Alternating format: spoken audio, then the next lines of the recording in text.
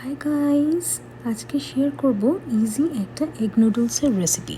প্রথমেই নুডলসটা বয়েল করতে বসিয়ে দিয়েছিলাম as per the packet instruction.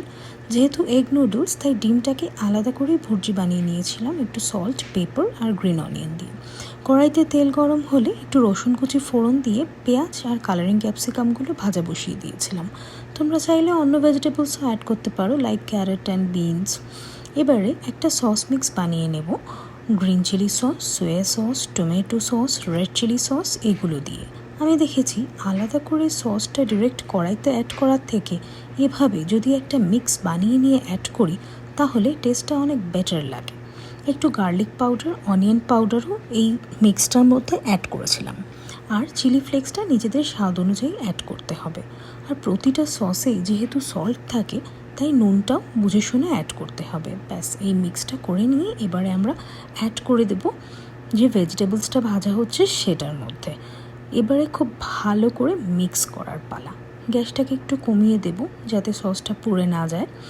ভালো করে মিক্স করে নেব, নিয়ে যে স্ট্রেন করে রাখা নুডলসটা সেই নুডলসটা এবার আমি কড়াইতে অ্যাড করে দেব।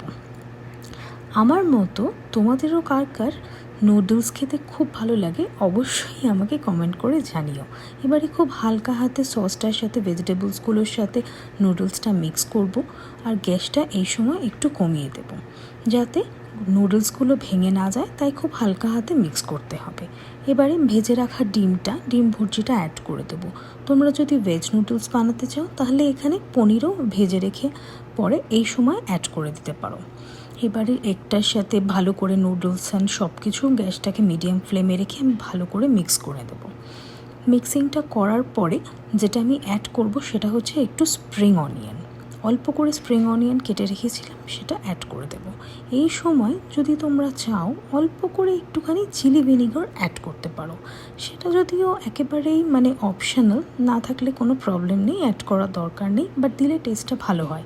এবারে ব্যাস সব কিছু মিক্স করে নেব একসাথে এবং গ্যাসটাকে একটুখানি কমিয়ে দিয়ে মিক্সটা করব। হয়ে গেল আমাদের নুডলস একেবারে রেডি। এবারে গ্যাসটাকে অফ করে 10 মিনিটের জন্য স্ট্যান্ডিং টাইম দেব। নুডলস কিন্তু একদম ধোয়া ওঠা গরমই খেতে সবথেকে বেশি ভালো লাগে, ইভেন যে কোনো চাইনিজ আইটেম।